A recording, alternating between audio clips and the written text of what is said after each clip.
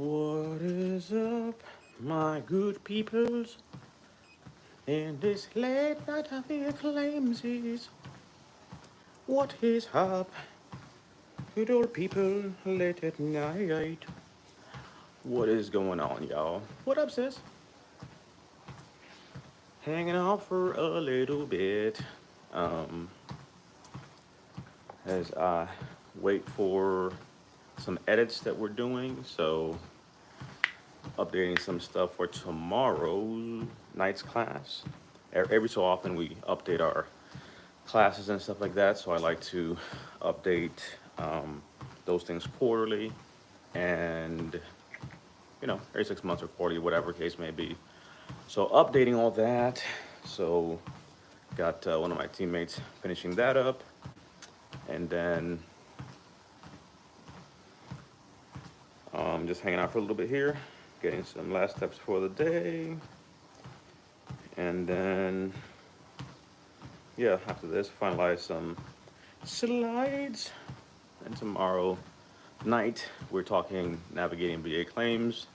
I like to hit on some of the different topics that are kind of relevant. Most of those being proposed changes, things like that. So that's going to happen tomorrow. So what up, a TikTok, and what up, a tube. So a little multitasking action. Letter from the VA asking for my reserve unit info. I just got my letter. Okay, check. Yeah, give it to them. Try to verify a thing, cross-reference a thing. It comes with the territory. So what you file for? This is your first time. What's up, everybody? My name is DP, founder of Veterans Network Champions Club. We call it VNCC. And hanging out for a little bit here, answer some questions. TikTok, the tube. Same username on both sides of the house.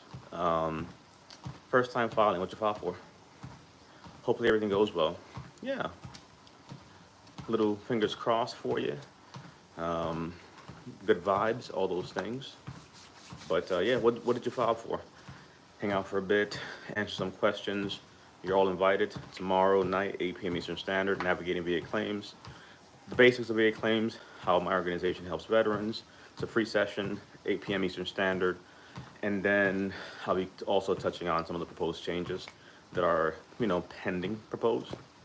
Namely, things like sleep apnea, mental health, and tinnitus.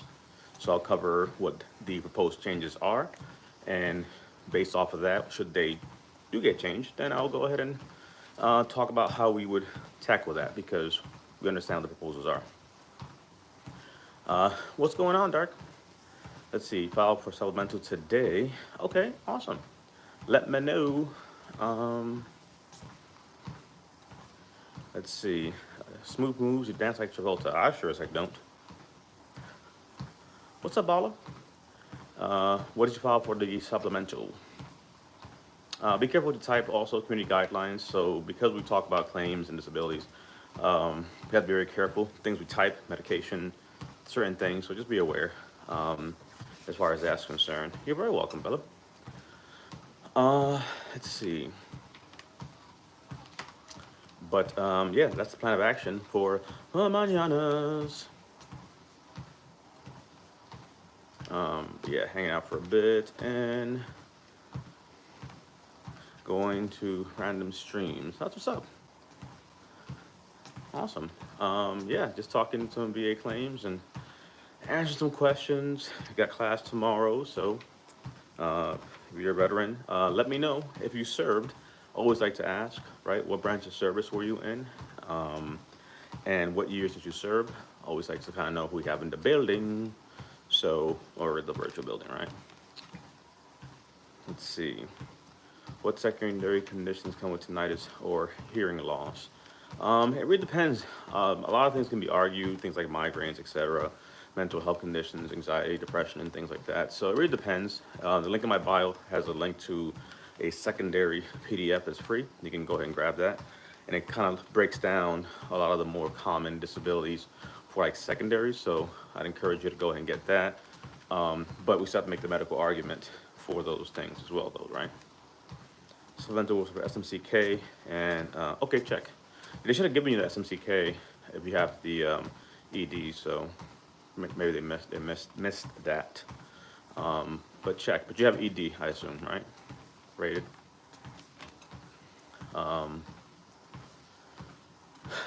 Let's see. File for tinnitus, migraine, lower back sprain, and knee instability bilateral. Okay. What's up, David?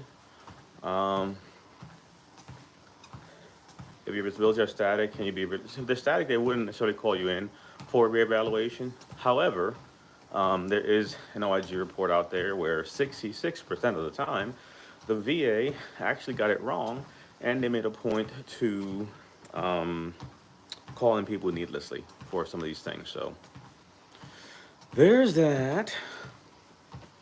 Actually, let me. Boop, boop, boop. Because I always forget. Okay.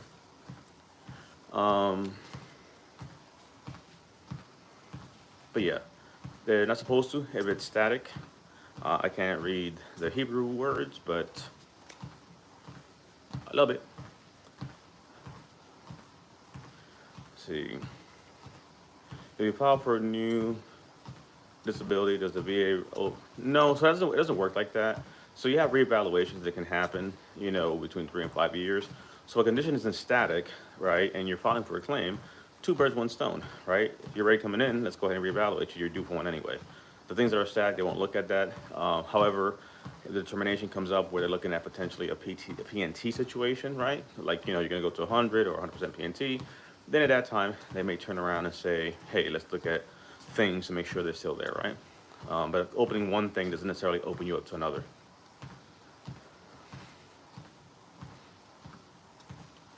Locked into what? What do you mean by locked in?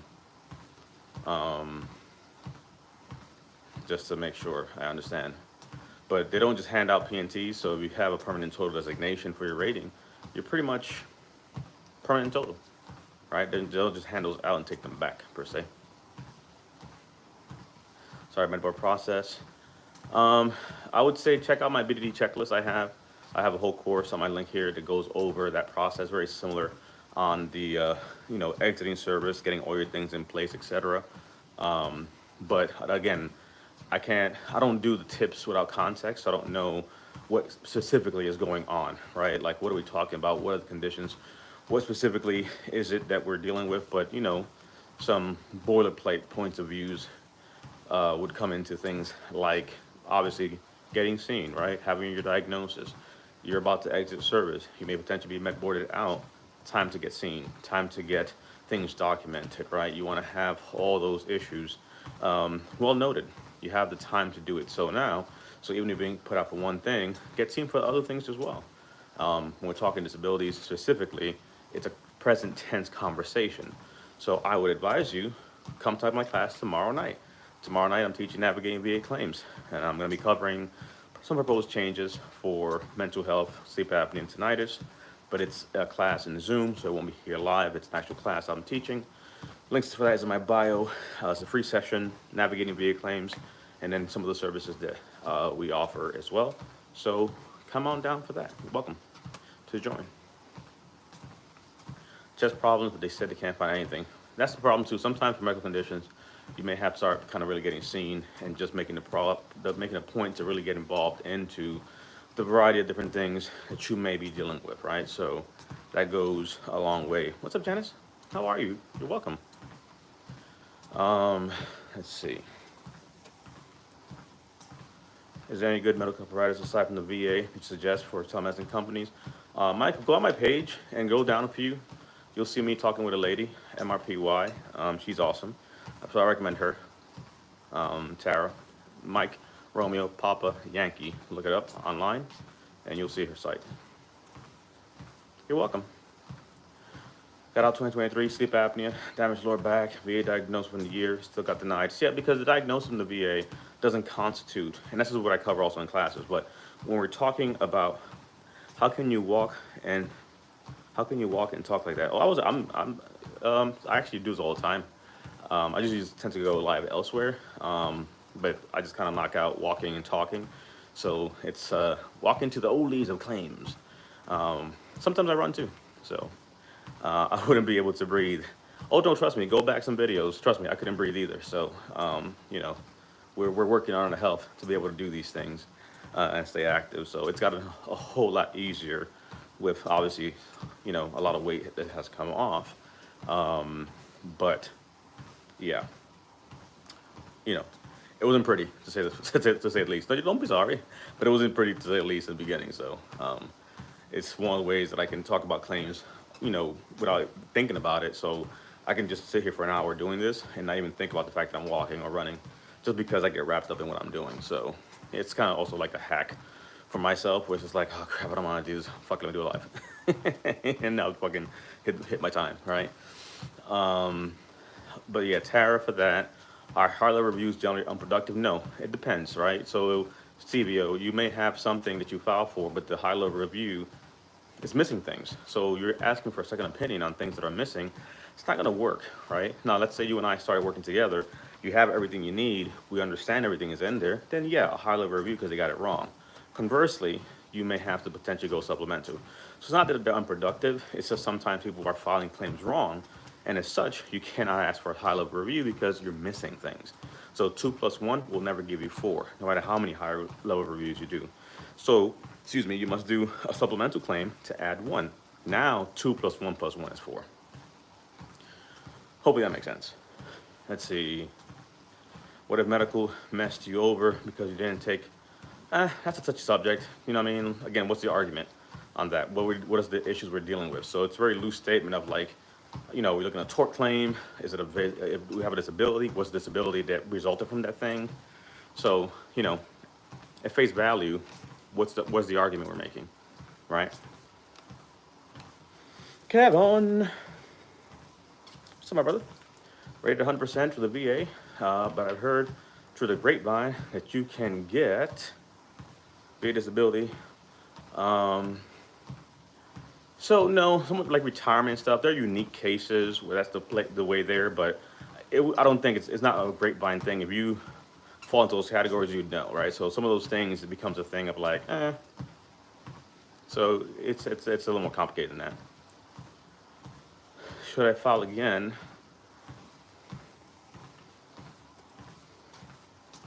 You can file again, even though it's 2013, but look at why it was denied, and then potentially from there look into adding whatever was missing to your argument, right? So you can always appeal, but just let's make sure we're appealing and providing whatever was missing in the first place from a claims perspective.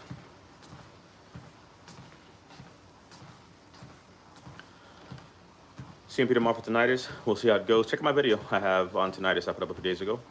But good luck, pretty simple, to the point, nothing too crazy there.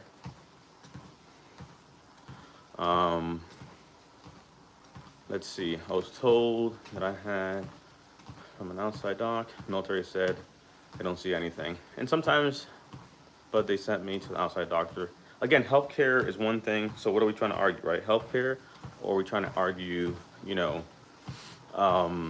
something disability-wise, right? So what's the argument there? Sometimes you have to include some outside perspectives and things like that. Isn't listed where? Do you ever worry about them taking away 100% PNT? Just got there, feel like looking over my shoulder. No. Again, the VA can barely keep up with what's supposed to. Funding becomes a problem. Backlog is crazy. And they're not sitting there trying to look for you. Sadly, fear and anxiety is what people prey on here. So people assume that the VA has resources to have someone in the bushes looking at you. Fun fact, they don't. Fraud and things like that for sure obviously get caught. I do videos on these things, but more often than not, once you're PNT, you're pretty much done for there, unless there's some marked improvements that they have noted, which is at times now what they're looking at saying, right? So I wouldn't say something to look over your shoulder, right? It takes a while for them to get you there and give you that rating, so go on about your business, right? Care for yourself, get to the care you need, access the things you go, and off you go. Let's see, chemical. So don't worry about that. So sometimes veterans get really wrapped up on my specific condition doesn't have a code. Doesn't matter. because there's something called analogous rating. So there's no rating for my prostate, but that gets rated analogous to urinary frequency or avoiding dysfunction. So what can be similarly rated for a condition? Again, the medical books would be never ending, and a lot of times a veteran has a condition that may not be itself called out, but we can file for it analogous to something else. And what that means is this, I'm filing similar to this. Again, what is prostate? Well, because of whatever, I have a prostate condition, and it's something I'm filing for because my symptoms are analogous, are similar to, parallel to urinary frequency. That's how my prostate is aggravated. Or voiding dysfunction. I cannot go because of my prostate. So don't get tied up too much in the codes thing, but how are we going to argue that, right? How are we saying that that was service connected? That's the first part. And then from there, arguments can be made analogous. I feel like a lot of military docs be trying to gaslight and play down stuff. Of course, because it's a job. They're in healthcare. They're not into the disability game. So, yeah. Yeah, and again, that's where getting medical nexus letters and supporting evidence becomes a thing. I've seen all kinds of rare stuff, so it's part of the process sometimes. Barely get stumped on some of these conditions. Do you know how long it should take to get a C file? It was suggested 3, 6, 9, 12 months. Honestly, sometimes it takes a while. Some folks do things, they'll reach out, congressmen, etc., try to get things expedited. But it really depends. Say what again?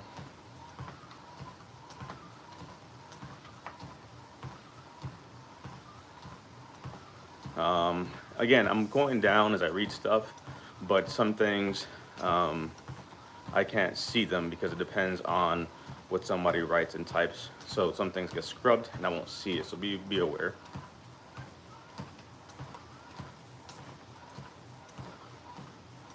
On paper I am. Check.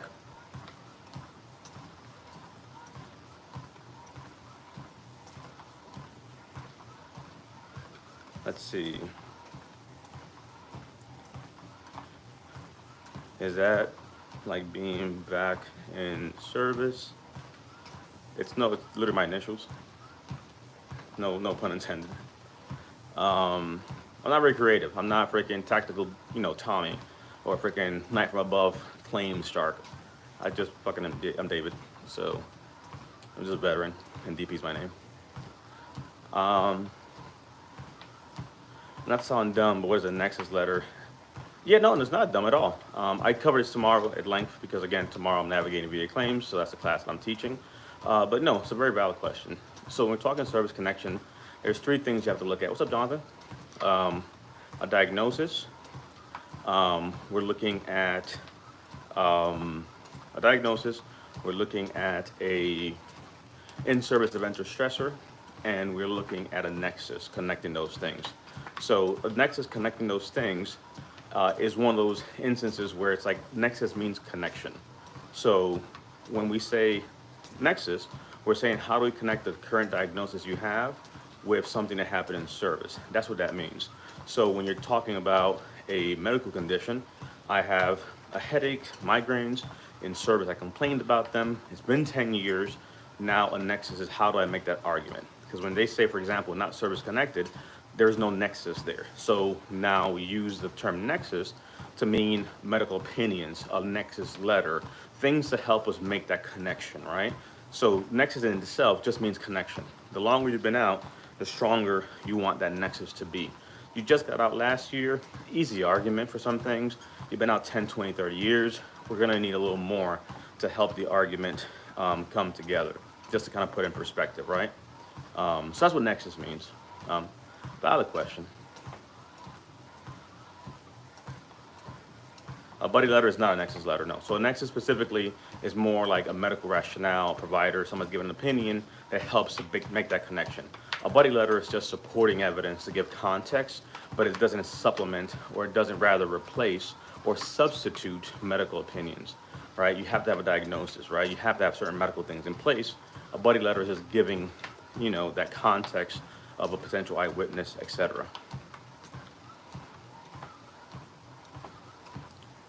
Oh yeah, no, that's just simple, man. I'm not very creative. It's just my initials.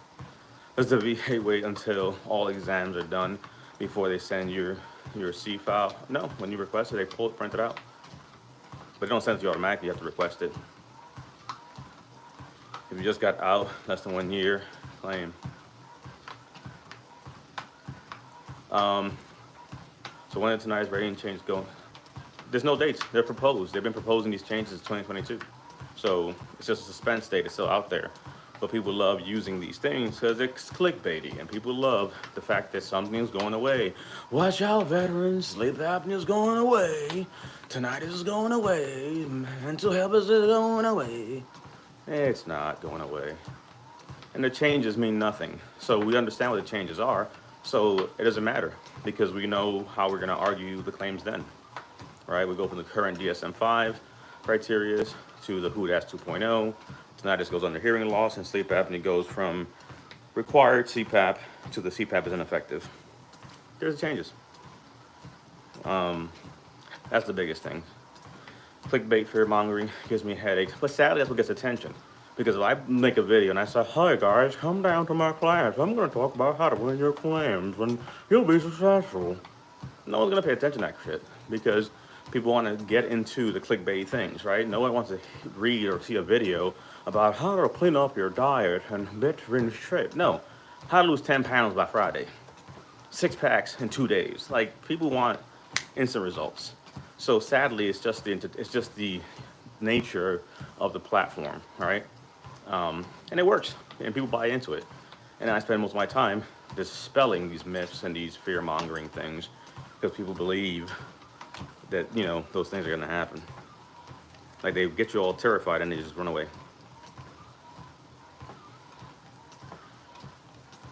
Let's see. I had a question about medical retirement. 13, offering age sensibility. Okay, thought it had to be 20. Again, there's a lot of variables that walk into that, Brandon. So, again, why they're proposing it, some situations kind of vary a little bit here and there. So, you know, But no, sometimes you don't have to do 20. There are early outs at times. To make sure, it's no, man, not really. They don't give a damn about you going to 100 or not. You're just a number. The system don't care. If you meet the requirements, you get it. On to the next one. Sad as the truth. See it all the time.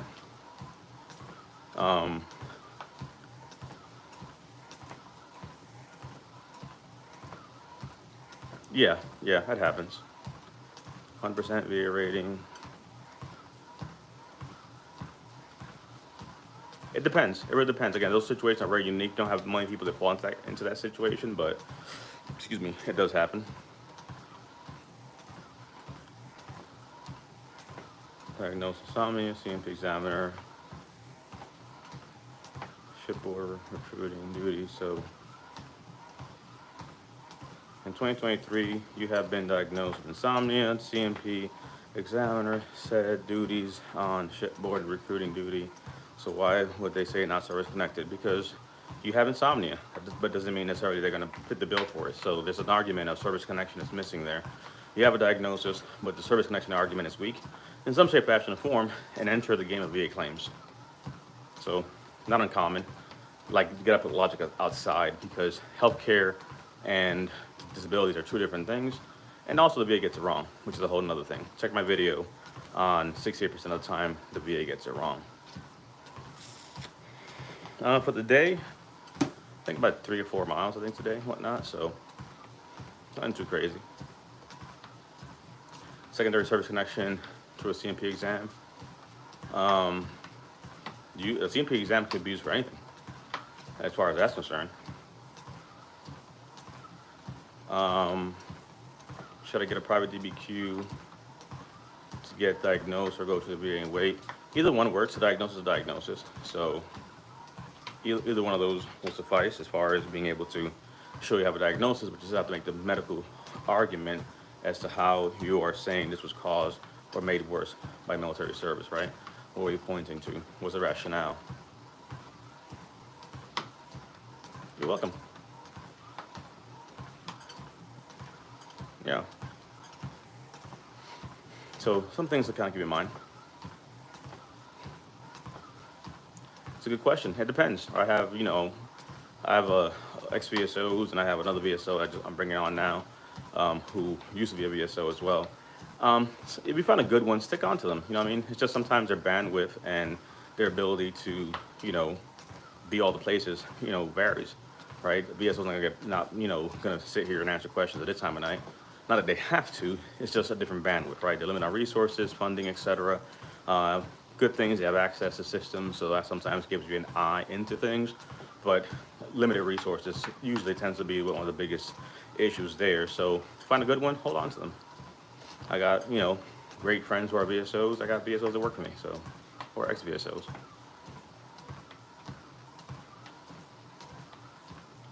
I got denied for a lot of claims, and some of them are getting worse. What should I do? It's past a year that I've submitted it. So it's basically a whole new claim at this point, a whole new appeal, because you didn't appeal it within the year. You can still appeal. The intent to file just changes. That's all. Diagnosis or the medical provider says you have, right? Do you have a headache, diagnosis, etc. So basically, it's a medical provider pretty much officially saying you have this medical condition. That is the first step in a conversation if we're looking at like a disability claim.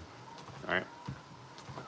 Regional office request a copy of CMP exam. You can, but you hear all kind of horror stories. So what exactly do you want that copy for? Sometimes you get so wrapped up in things like that. It's like, what is the reason? What is that? What are we trying to do, right? What's the motive here? Just got PNT this week. Thank you for your advice. You're very welcome. But I would say open up. You can appeal for sure those things that were denied. But first we have to look at why were you denied, right? What was the denial reason? What did they say you have or missing or were missing, and put together a plan of action to be able to push back on those denials, right? If this was missing, then we will appeal, but add those things that were missing, right? Should I go into CMP exam for mental eval? I've already submitted evidence and nexus. I'm a third party. Go. This notion that people have out here, I don't like it. I'm sorry now. I am against this whole don't go because you have a third provider thing. If the VA doesn't call you in, that's fine. But why would you not go? Right? Again, you're asking the system to rate you for something, compensate you for something. I understand someone's going to scream, but I didn't go and I got it. That's fine. I don't operate in onesie-twosies. I look at them from the perspective of you have evidence, let the VA do their job. We fight the game accordingly, because there are some raters that quite frankly don't like that, and it won't be favorable if you just outright don't show up. You got to understand, they put aside $6.8 billion for these CMP examinations. So these private companies that are being contracted, it's $6 billion. Remember, a few days ago, we were all like, oh no, they're not gonna pay us because they're short $3 billion. But yet, they have $6.8 billion for these examinations. They're scheduling for a reason. If there are reasons for accommodations, you can't make it, communicate with the system, but don't outright miss an exam, right? Money is wasted. It doesn't look good on you, because again, why are we not going? You know what I mean? Like, my PTSD is my PTSD. A private doctor and your doctor are gonna see what it is. So, let's dance, candy pants. So I'm big on going. That's why I do the class that I do, acing your CMP exam, understanding what we're going in there. And if things don't go according to plan, we rebut, we complain, we report it. We have options. But in the bigger picture, I'm also looking at chess. So let's say, Jonathan, we get denied with your with your private evidence that you submitted.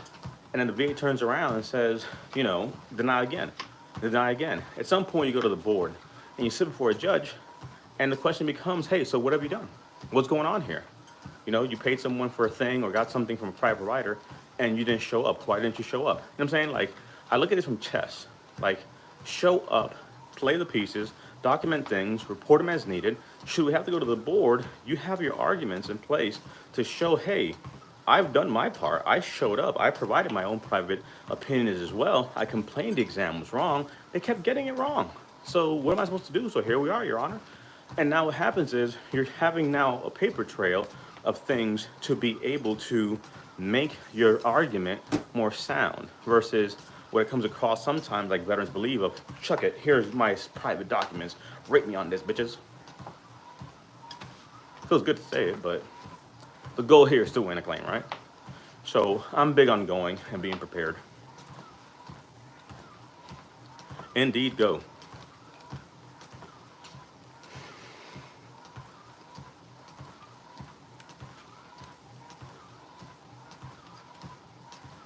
I was screwed not going. Yep. Would it be hard to help an older veteran without medical records, the VA loss, and the flood? My oldest veteran was 95 years old. Filed the first claim last year. We had to request his records to be reconstructed. So there's ways to do these different things, for sure. What's up, Richard? Those coming on in, let me know what branch of service you were in and the years that you served. Always like to know who we have in the building, virtually speaking. Always cool to see where the Army folks are at, where the Navy folks are at. We have Marines, any airmen. Always like to know that stuff, which is always great. Talk to them every day. I always didn't put off going to the VA as long as I did. I put it off for years because I believe that the horror stories. Yeah, come tomorrow. Tomorrow, I said, come on tomorrow. You know, join them, bring them with you. The link's on my page here, but yeah, navigating VA claims tomorrow, 8 p.m. Eastern Standard. Everybody feels that way. We don't know what we don't know, so we don't file. But my oldest veteran, 50 years out, you know, Carl, World War II veteran, first claim at 95. So these things are possible. It just takes time. Let's see, we got Navy in the building, 79s at 90. Will, just see, Army, 10 years till 2003. He brands in the building, Army, 19 Delta 11 Bravo, from 10 to 24. Where has the time gone? 8 p.m. tomorrow, Eastern Standard Time. We're navigating VA claims, links on my page. We got Marine Corps in the building, 2011 to 16, Semper Fidelis. I need some secondaries for them. What are the secondaries? So I always kind of like shy away from that because what do you have that you would argue that is caused by your lumbosacral strain that you have, right? And again, I phrase these things not attacking you, but I look at it from the perspective of if we understand how we're framing arguments, those little things come across a certain way, right? Versus like, hey, I have these migraines and that in turn because of medication has caused acid reflux. I'm arguing to connect those things. There are many things that could be filed, but what can you file? What are you dealing with, right? I'm big on filing for the things that you're due and you can ethically, medically, and legally file for, but not like, hey, here's a laundry list of stuff, file for all this shit, see what hits. I get it. People may want to play that game. I don't. I think that creates problems of impression because you come to a system that sees it all day. Everybody's playing the same game with these little shortcuts and keyword crap, and it ends up being the horror stories we hear because we're not filing things correctly. You're right. There's a way to do something. But I understand that sometimes someone knows something and they did something and they figure, hey, I did this, so do the same thing. Disabilities are medical conditions that are disabling. No one's gonna go to the doctor and say, hey, give me the medication dose he has for his condition. That's not how it works. It's a thing of, hey, what are you dealing with? What's your protocol?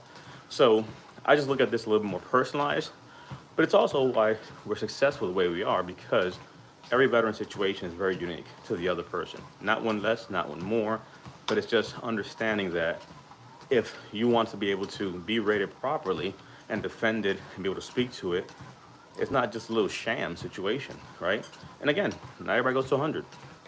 You know what I mean? So also being very transparent that I know some people sit here saying that every veteran's deserved a thing and they should give everybody a thing. I understand the sentiments, but it's just not real or realistic. So I don't operate in fairy tales. I operate in reality. And the reality is, how do we solve a problem? All right?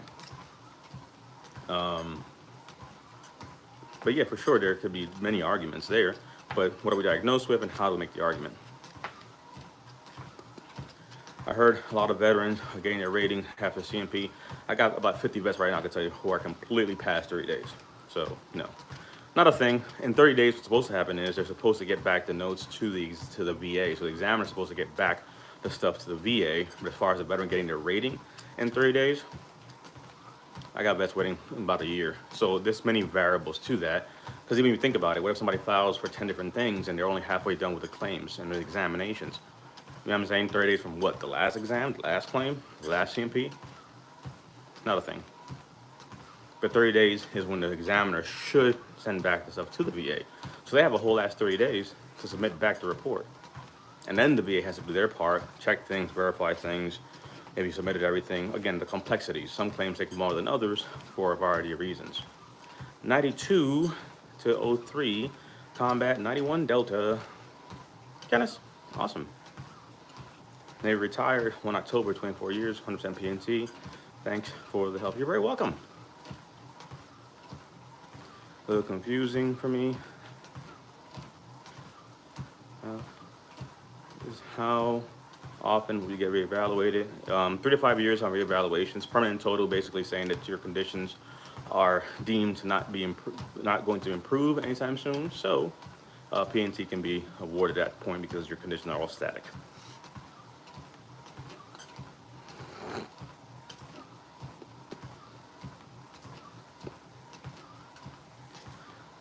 They have 48 hours.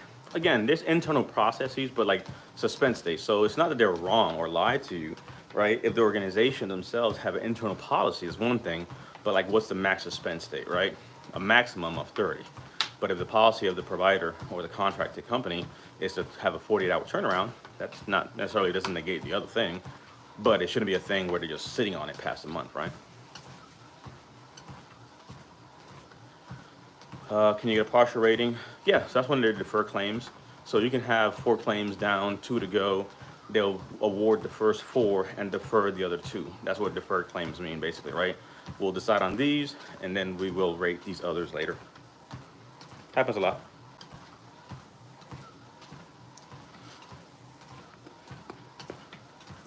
All right. But again, for those popping in, links in my bio, but we are doing navigating VA claims tomorrow. I'll do a little deep dive for a little bit on mental health, sleep apnea, and tinnitus. I'll show the current criteria. I'll show the proposed rating changes and kind of speak to, should these things change, how we'd go about it. 100% PNT first try BDD, how rare is that? Not very rare, but not very common. Out of 18 million veterans, there's only 1.2 million that are 100%, so not as common as you think. But the argument is much stronger as you're exiting service because you're already there, right? So, you know, I foresee a shift in things happening because sadly, older veterans just never filed, never knew a thing, never poked the bear because they believed that one existed. It doesn't exist, right? It's ultimately a not rarity thing, it's where you are at and your conditions, etc.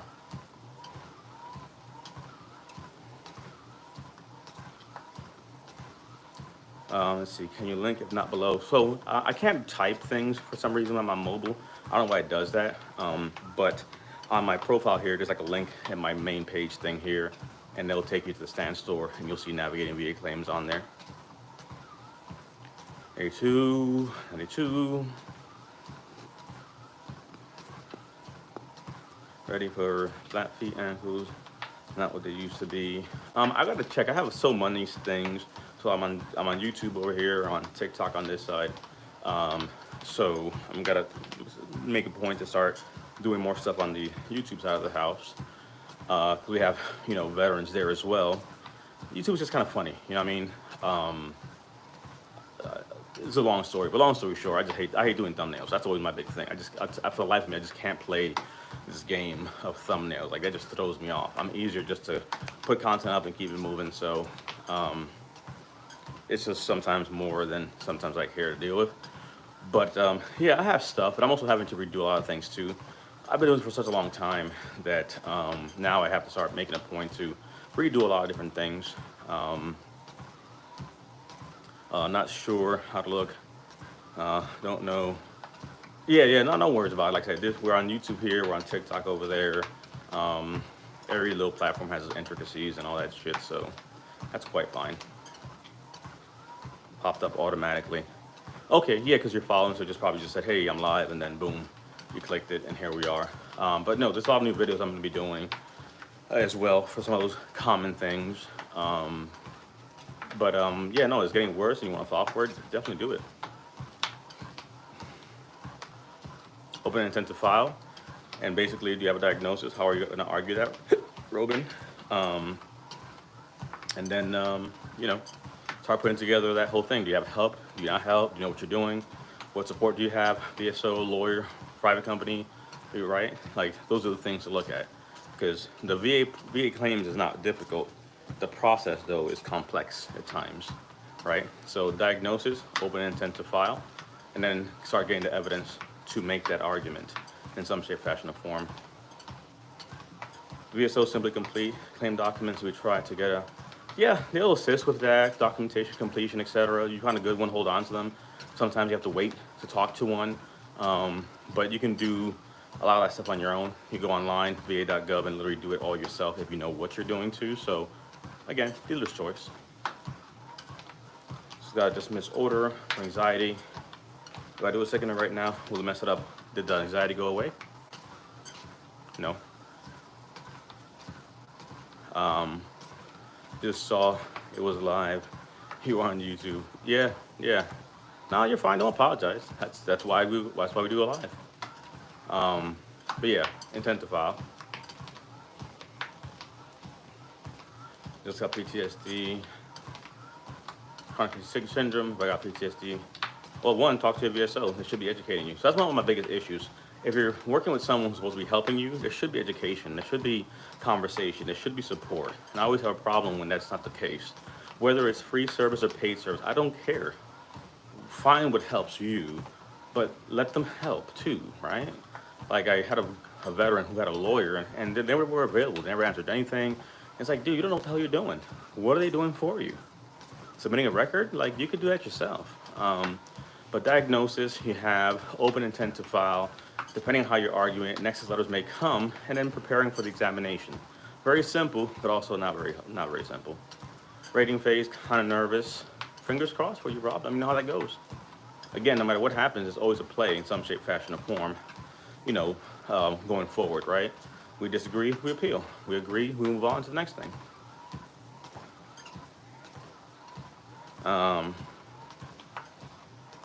All those are 100%. The stuff you stumble on sometimes are the best thing, so I agree. Can you have multiple secondaries to a primary claim? Yes, you can. But you still have to make those arguments that make sense, right? So how are you arguing that this was caused by that, et cetera, et cetera? So those are things. Let's see, we'll do a little 5-minute warning. Get ready to wrap it up and go from there.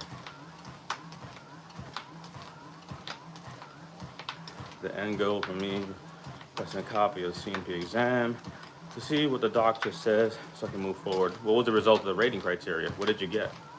All right, like I get that sometimes, but what's the goal here, right? You get that, and then what are you gonna do? Did you agree with the rating? What was the rating? What did you file for? What did come back? What did you think we were gonna get? You know what I'm saying? So things to consider too.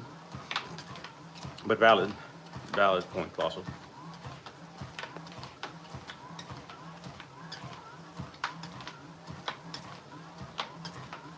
Let's see, Rob, you taught me mostly everything about this process. Just want to say thank you. I appreciate you, Rob. That's what it's all about. Again, some folks, maybe a few lives, some answers, some questions, video, content, a class, this, that, third. If that's helpful, then I'm with it, you know? Those are the things I look at. There's different things that matter. Like some folks, everything to them is just link in bio, come do a thing. No. If this is enough for you, then good. Videos help, good. So I'm glad. You know, we meet our people where they're at. So it just gives you context, right? Haven't got rated yet. It's been over 3 separate exams for the same thing. So yeah, so if they're saying the same thing that's missing, and it's like, hey, we recognize you have a disability, but you're not service connected, the DBQ is not going to give you the notes you can pull. That's fine. But basically, we have an issue with the service connection, so a nexus might be required for the argument. What they wrote up, the denial letter tells you basically what's missing, right? You have a diagnosis, we recognize that, that's a favorable finding, but no service connection. So we have to then supplement that, because that's what the VA is denying you on. So, you know, you can appeal things off of the denial letter, Because it tells you why they're denying you and what's missing. So as far as like what the doctor wrote, 2 tears in the bucket, F them. Mother filed 13 years after getting out. What are the odds of getting? My oldest veteran was out for 50 years, and he went 70 PTSD, and then 100. So it's not an odds thing. That's how this works, right? It's a what is his condition. If he can speak to those things and he has the symptoms, then he has a fighting chance. So it's on the veteran, really. So odds mean nothing because 50 years out of service, what are the odds? Give a shit about odds? You know what I'm saying? Everybody has a fighter's chance. We know what we're filing, how we're filing it, why we're filing it, so we make the arguments, right?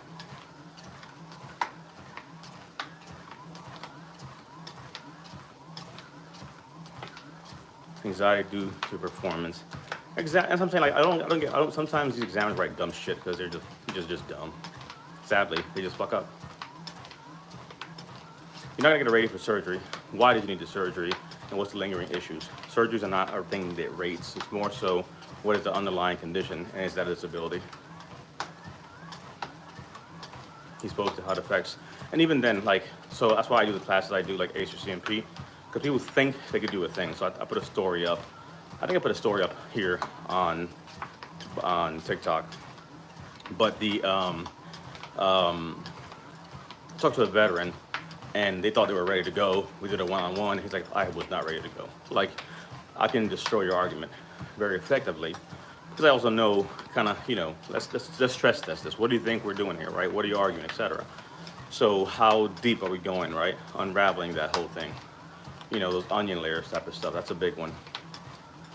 Yes on the scars, but then again, no, because it depends if the condition being operated on is something that's service connected as is. If the surgery has nothing to do with anything you're service connected, the fact you have some scars, what that got to do with us? Now, if the condition is service connected and that requires surgery, then the scars, yes. Right, so again, context, it depends. If it's an in-service situation and the scars are after service, continuous pain, etc., then yes, an argument could be made there. But not always, because some folks might just think, I just got surgery last week. Can I file for that? No. So, you know, it depends. If in service, or if after service, you have rated for your knee, it got so bad you needed surgery, and now you have, you know, scars on a service-connected disability, then your argument, right? Because there's always that one person, you know what I mean? And again, so I always kind of answer these questions this way because, again, the bandwidth of people who see it. So it's always that one person that, you know, is like, oh, well, this applies to me. Like, oh, pump the brakes. Relate something else, yep. But yeah, so good on that. Combat vet Afghanistan. Medication is irrelevant. Night terrorist, got it. It's symptom based. Both hands tatted. Will that automatically disqualify me from joining? I can't speak to that. I've been out of the recruiting game for a long time, but they have waivers and all these different things, so they've changed all the policies and they've relaxed a lot of these things. So I can't honestly tell you. I've been out for a bit. I was a recruiter back in 2005, so it's a big, whole different world from then to now. Whole different world.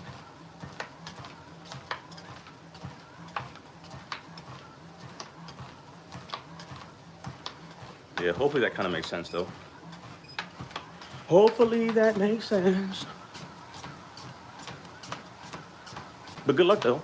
But if you talk to a recruiter, they should be able to tell you, you know, like where you fall, you need a waiver or something like that. Yeah, I can't keep up with some of those changes. That didn't have to be a recruiter. I just really don't care about some of those things after having lived in that world.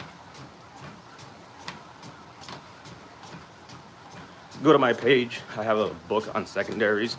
So a variety of different things, man. What do you have? Right? So I don't necessarily like things like what are secondaries. Anything can be a secondary. You can argue migraines, sleep issues, insomnia, anxiety, depression, right? What's going on? And also, what are you diagnosed with? That's a big one. So, you know, medically anything can be argued. It's just how we're going to argue it.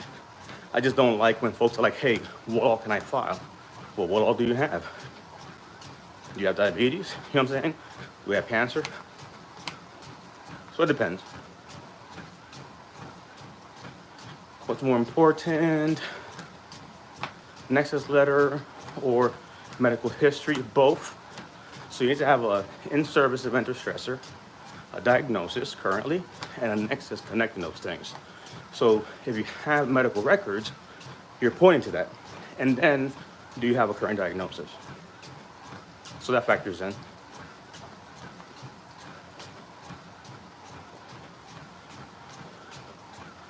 What is your...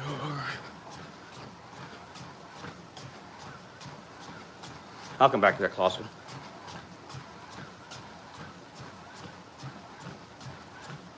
Hopefully that makes sense. But both. The longer you've been out, the stronger the nexus is going to be needed to connect the medical condition to your current condition. Or current condition back to service.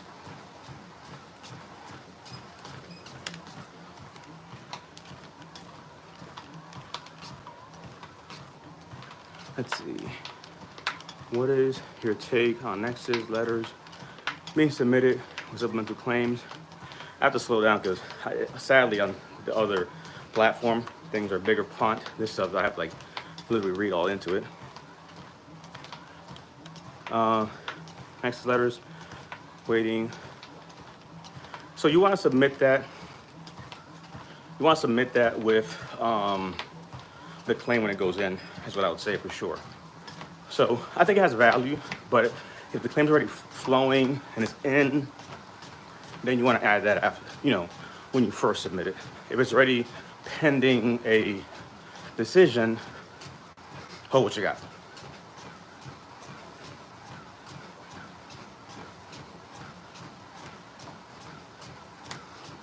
Well, I love stairs. I don't have any stairs at home, so this will do. This will do. Alrighty, any alibis or last minute questions? I'm 120, hey, I hear you. But I love the stairs. I don't love them, but I definitely love to hate them. That's probably what they always say. Love to hate them. All right, let's see. Where's that put us?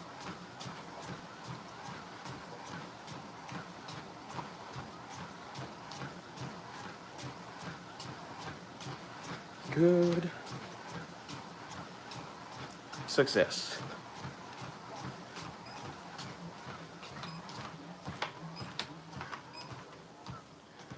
Alrighty. Oh no, yeah, I could literally do this stuff all day, going on an hour already. So yeah, questions. And same thing in class. There's so many things I can't say here on purpose, so I'm not being vague. I just also understand that new community guidelines makes it to where there's certain things I would say, but if it comes across like I am inferring upon you, a medical condition, disability, or something like that, it's frowned upon, right? Harassment, bullying, etc. So you'd be surprised, certain things I just can't talk about or say because of the algorithm, and it picks up on things. So when I teach a class, that's different because it's now my controlled environment. Here, Q&A, I have to skirt around things sometimes because I can't talk about unalivements, right? Not want to be here, the depths of some of these conditions, etc. Yeah, healthcare. If there's a condition, you go to your primary. Why do you need an MRI? They have to request it. It's a process. Sometimes it takes a while, but it's possible.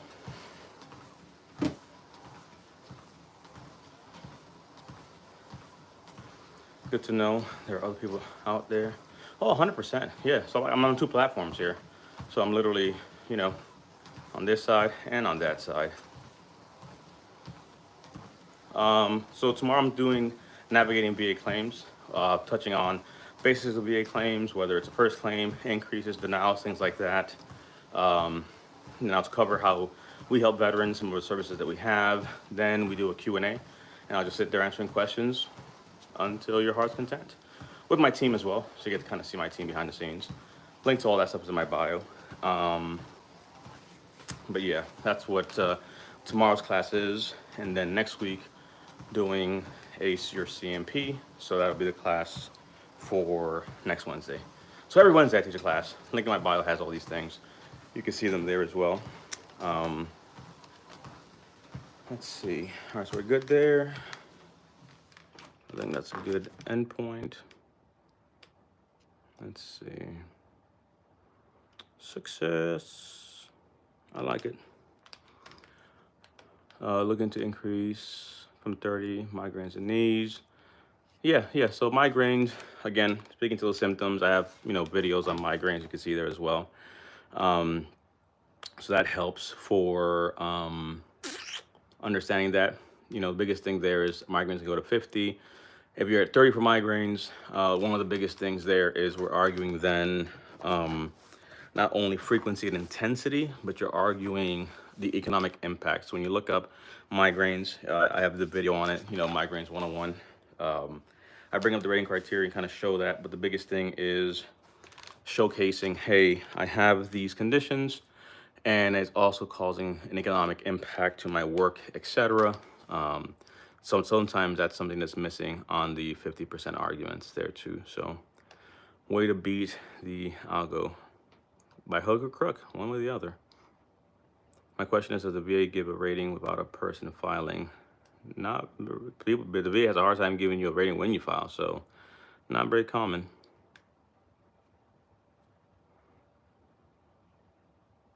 Minimum of 3 per week, which is fine, but then also now we have to talk about the economic impact. How's that affecting you work-wise? So that's one point to for sure hit. What's going on?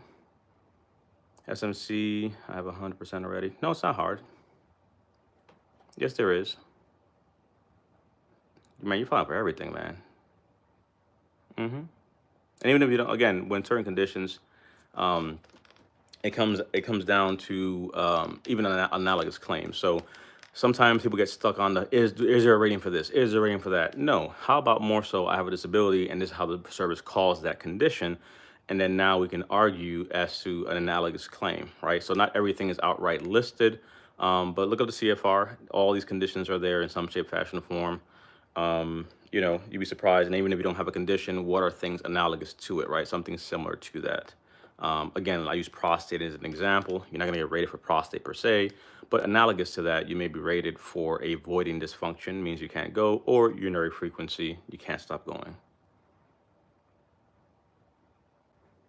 Yeah, well, I know a few people, you know what I'm saying? So we have a few vets that have done that solid nexus letter, and they've been successful. It's a bitch sometimes, but DJ is killing me. Check. Step 5, so September. Yeah. Glad you're here. Yeah, that waiting game is always never fun. All have subjective terms as to how the regs define ratings, so especially challenging. Check.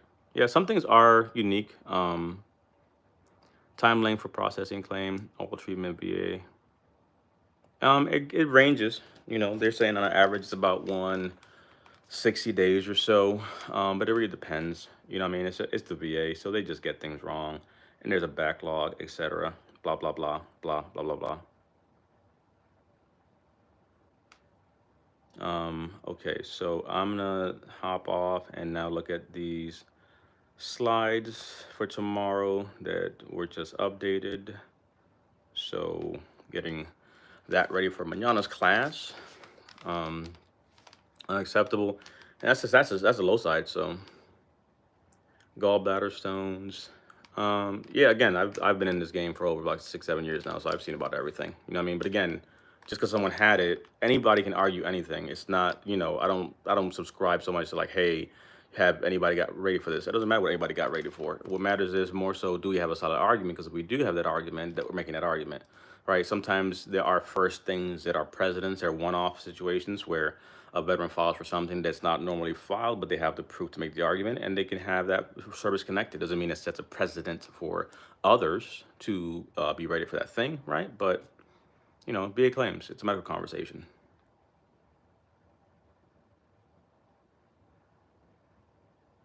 Appeal. right? Why did they deny it? What was missing is the service connection. The next letter may help.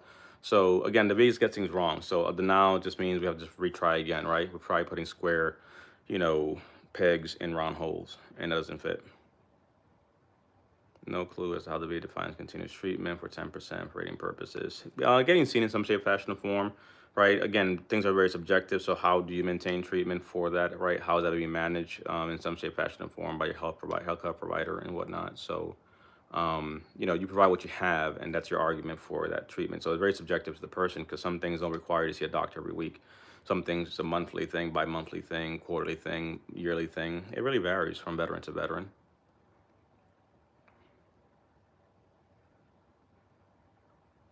Yeah. So like on my team, you go to my page, you'll see I have literally half my team is women. I have women who are rated for MSTs, all conditions. I want to say, yeah, yeah. I don't necessarily like the Reddit rabbit hole because that just creates such a headache sometimes. But there's a lot of different ways to go about these things. But as far as the continuous treatment, it really varies from person to person. The arguments that are being made are very individual to the person, right? What does constitute that continuous care, being under care of somebody, right? So, I get Reddit is a good resource for those that want to go down the rabbit hole, but yeah, I'm saying like again, who? So the biggest thing is how do you know you have this condition, right? Who treats you? What is care, right? Whatever your care is. Again, continuous is very subjective. So the fact is, things are vague for a person. BSOs in Jersey are useless, and I can't help you in Jersey either because they have stupid rules. Um, Disappointed regs or so. No, but sometimes what I'm saying, like, don't get disappointed in that. Rather, the things are vague for a reason, right? Because it gives also flexibility and room as to how things are argued. So for you, if your doctor treats you and sees you to monitor your situation, on a yearly basis, that's continuous treatment. You're not going to have sometimes you won't have a defined thing because that's not how it's supposed to be, right? So the regs are going to be very vague on purpose for a reason, and then the veteran now enters their argument as to what they have, right? So if you haven't filed for that thing, hey, for you, continuous treatment is that 1 year checkup. That's what it is. There's no need to see them every week. You know what I'm saying? So don't get discouraged on that. Again, that to me is minutia. Rather, it's hey, here's the argument we're making. This is more than a passive thing. We're not having much more things that are going on. And again, whatever the things you may be doing in your care that constitutes that type of, continuous thing you're actively monitoring, et cetera, then we argue that thing, right? So there's different ways to really go at that. So I see that quite a bit. PTSD CMP exam, they deferred my PTSD claim, even with uploading my therapist notes in the first CMP exam diagnosing me with depression. And sometimes it can be deferring things where things may not jive with what they said and what you had. Luckily, already service connected, zero hope that I get the increase. So yeah. But again, now you're putting a lot of weight on that thing that might, quite frankly, not be able to go that far. So that last push, for sure, I get it. So really, it's not even about that anymore. It's just that fact that if you get that pushes you over, right? So there's now a bias in the argument there, and sometimes being able to look at other conditions might be the way to potentially look at that thing, right? Let's see. Thanks for your time. I need to go, and it's not gonna make much of a difference, sadly. So like that's why I started doing my one-on-one calls. So I do a lot of one-on-one calls with people in Jersey, because it's just very subjective with how they're treating things. So it's funny how they make these rules, but then people suck for services, right? So it's just one of those things that I would say for sure. Like I said, I'm thinking of things to do. So like we did the BDD course for transitioning service members because they wanted something like that. I'm thinking about doing a workshop. I do one-on-one calls. I don't have many availability for that. But for people like that, we've done things like that. Like I had a couple that came down, they were good to go. Jersey, I'm like, we'll do a one-on-one call and try to, provide as much value as we can, right? But it's just one of those things where the liabilities just doesn't make sense to me, sadly, because of just the state of things. But yeah, complain, make noise. Again, how I don't understand that when it comes to this claim stuff, right?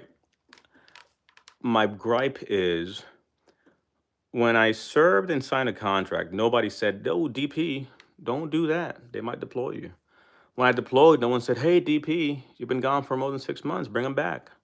When things happen and injuries happen, those things were not there. So I find it always ironic that no one gave two flying fucks about my service and what I was doing when I was enduring the things that I was enduring and went through the things. Again, I'm a 9/11 responder. I was there on September 11 in New York City, half hour after the towers fell. I was there till March. I was in Iraq, multiple deployments, done all these different things. I was a first responder. law enforcement, counterterrorism. I've done a lot of different things. Why do I say this? Because again, nobody gave two flying fucks about anything in my life when it came to my service, my time, or anything. Now I come to a point where my service has caused me to have these disabilities that made me medically retire from my federal government job. And in that process, all of a sudden, now everybody has an opinion on what I should do and how I should get it. I'm like, where the flying fuck were you guys when all of a sudden I needed all this help? You weren't there when I was freaking trying to freaking off myself. You weren't there when I was going through, all these different issues that I had to, deal with in some shape, fashion, or form. You know what I'm saying? Like, I had to leave my whole career. I had to literally walk away from a whole life that I worked hard for. You know what I'm saying? I was a 9/11 responder, which means I'm a New Yorker, which means that my job in counterterrorism was specifically tied to the September 11 events. It meant something to me, and I could not finish that life because of my disabilities. So now enter these, peanut gallery people on some, I should do this, I should do that. I know I don't want to do that. I don't want to go to fucking Legion. I don't want to go to fucking building. I don't want to go talk to somebody who wants to sit there and measure fucking dick sizes on the fact that their service was better than mine, and they did this, and they did that, or you served that. I don't give a fuck.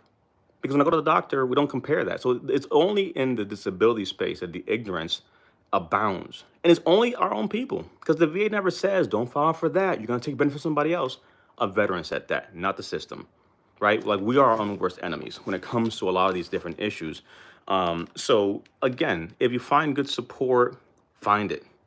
If it's free services help, good. If you want to go pay someone, pay them. It's your prerogative. I thought we served for freedoms, and yet we have no freedom on how we choose to do a thing. And again, I understand claim sharks. I understand, shammers. I understand thieves and crooks. They're everywhere. It's not a claims thing. Everywhere you have scammers and robbers and thieves. If not, why would we have police officers, right?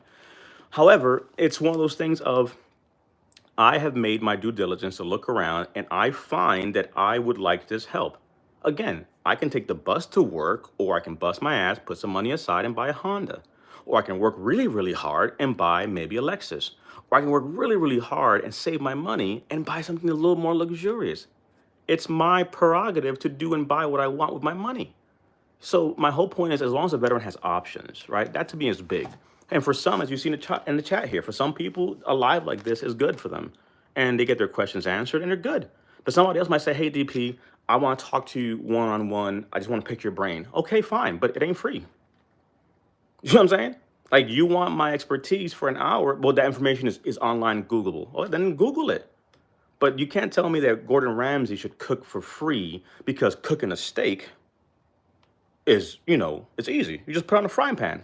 Then why would you go to a restaurant? You know what I'm saying? Like, it's this weird thing that happens in this space. And I get the horror stories, but it's understanding that you have options. Right now, I'm not selling you anything. I'm literally just sitting here answering questions as they come in.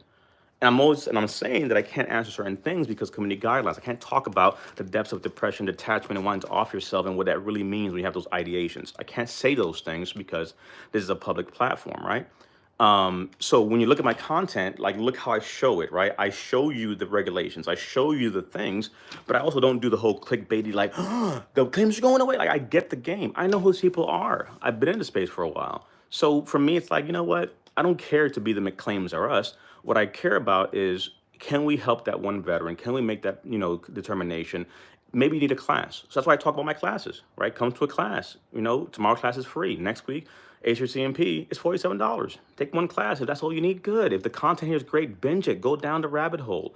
But make informed decisions. That's the whole thing. If to me, it's not wrong to offer someone options. My problem is with organizations that only have one solution for you, for everything. No, I don't think that the level of work for one means the other. So sometimes people comment, oh, the content helped me, you helped me, you taught me everything. I never talked to you, but the content helped you. That, you know what I'm saying? So it's like, I'm big on, I'm big on veterans making informed decisions, and it's unpopular because the biggest thing is that veterans just, sadly, hear what other people are saying. There's a lot of fear mongering, right? Of the don't do that. Well, it's funny how you have all this advice from me of what I shouldn't do, but where were you when I really needed someone, or when I was actually going down this rabbit hole, or I was in my depths of darkness? Like, you were never there. And now that I say I want to file for something, all of a sudden you have advices. But when I say I need a job, nobody says peep. You know what I'm saying? Like, it's always funny to me how a lot of these things, right, come about. But, it's one of those things where ultimately, agreed. Not one size solution fits all. I'm glad the things for who they helped, but for those that it didn't help, explore options. That's it. And also fire people. If your VSO sucks, fire them. Your lawyer is not responsive, fire them. You contracted with somebody, fire them. There's an entitlement, you know what I'm saying, to so many things, but I would offer to you that, to the free point, think about how many people will sit there and be like, DP, I never had to pay no one for nothing, but after 20 years, I got my rating. I'm like, so do the math. For 20 years, you didn't get your rating. You should have got 20 years ago. And because you think that you didn't pay someone that was free, it sounds to me like you paid for it with your time, and you'll never get those years back and that benefit back. Again, some people just they're past the point of reconciliation. But I will tell you that I am very, very, very impressed with this new breed of veterans. But sadly, I'm seeing now a complete shift. We go from my Vietnam, Korea, World War II veterans who don't want to file because they don't feel and all the things they were told, right? To now the kids of these veterans who in turn have seen these horror stories and are saying, F that noise, I'm coming for everything. And I understand the sentiment, but it also sometimes comes across very, very, you know, very, very kind of biased, right? Like I get what's happening, but now when it's like I just want 100, stop it. Let's not do that because not everybody goes to 100. Not everybody's there, so let's not do that thing. Some veterans over time get to a place of 100. Some veterans don't. Some veterans do. Some veterans don't. The stats are simple. There's 18 million veterans. 5 million are rated. 1 million are 100%. That's the stats. That's the numbers. Zoom out, right? So I get what's going on, but we're going from one extreme to the next. Old vets don't want to file. New vets, they're coming out of service with everything. I had a guy, I shit you not. This veteran reaches out to me, right? And he says, "Hey, I'm about to ship out, and I want to know what I got to do so I can file this thing." So I'm thinking, "Oh, you're shipping back. You're coming back from your, where were you stationed? What's going on? When do you get out?" He said, "No, I enter service." When I tell you I wanted to reach across the phone and slap this dude, I'm like, "Are you kidding me? You're literally killing me right now. You are telling me that you haven't even enlisted and you are going to, literally, you're asking me claims question? Dude, you're not even in the service yet. You haven't got to boot camp. Get away. Go be dumb, young, live your life, see the world, all the things they promised to you. Get screwed over by your recruiter, all the horror stories, buy a car you can't freaking afford, and be mad, get your heart broken, marry a stripper, do all the dumb things, right? Be an E1, be an E2, be an E3, get your life together, get your studies on, get your benefits, go live a good life. Like experience life. You always talk about some damn claim. You ain't even got to boot camp yet. Man, listen, let me catch up on these things. We'll wrap. Let's see. You're welcome, Will. Getting a lot of help from Super Value. Appreciate you. Right back for myself. I was stop. Man, look, that stop law, that triggers me. It's hard to try to decide what we want to be when we grow up all over again. Man, listen. Similar background. Man, 100%. There's a few of us, so I get why there's no. Yep. Yeah, and I do a lot of MST stuff for sure. And again, women that I have. Good night to you. There's so many different things for sure. I get it.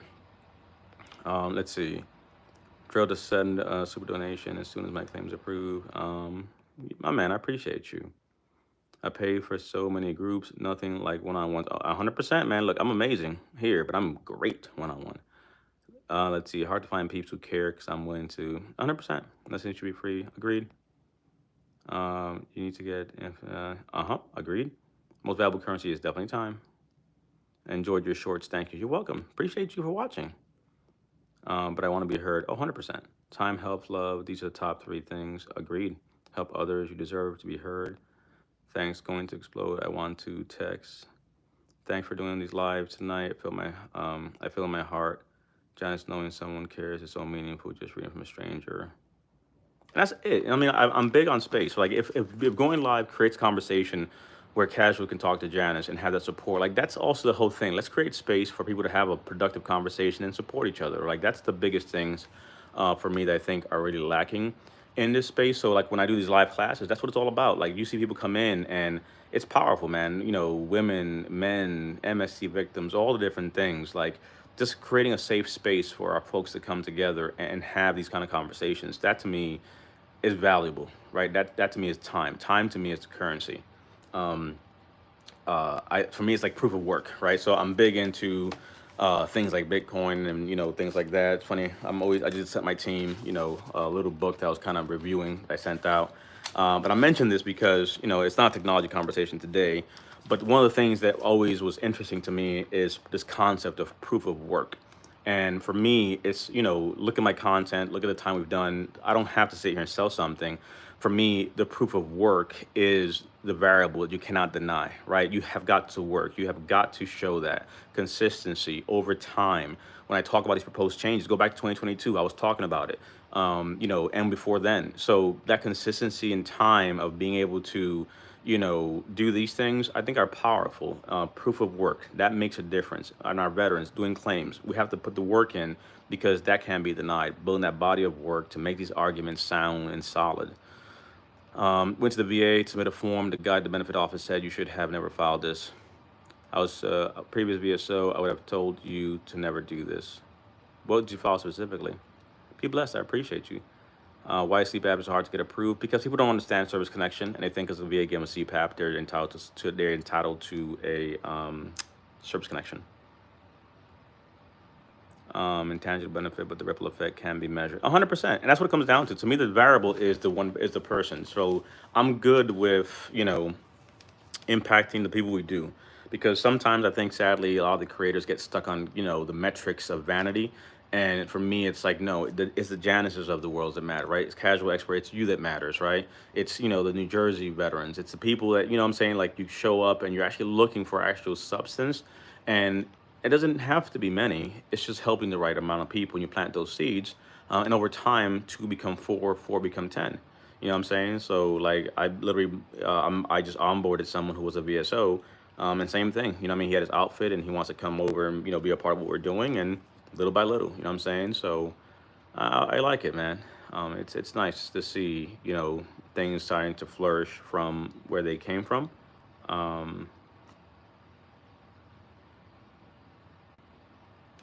Husband's at 90, we're stuck. Come down tomorrow. I'm covering navigating VA claims and basics, so that's what I would suggest, Tebe.